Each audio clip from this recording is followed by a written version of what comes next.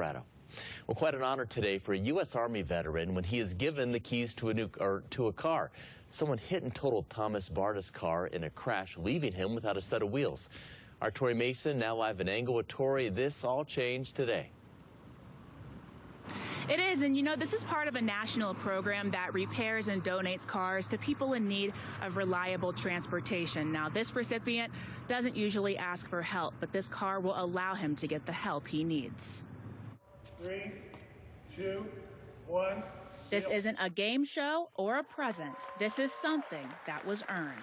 Army veteran Thomas Barta served this country. I was part of the 18th Field Artillery Brigade based out of Fort Bragg. Barta was given the keys to this recycled ride by Caliber Collision and Travelers. I'm so moved. His car was totaled by a reckless driver. You've all donated your time and effort. It took this crew 140 hours to refurbish this car, all volunteered time. So we will get the car from either an insurance carrier or a rental car carrier, and we do the repairs. They are not paid for it.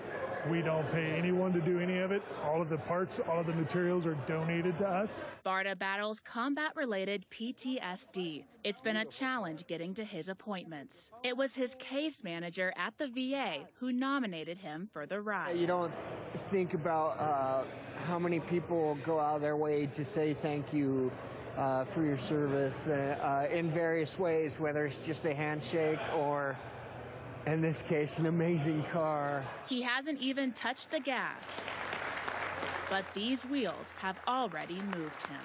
It's pretty moving when people go out of their way to help a vet who's down on their luck.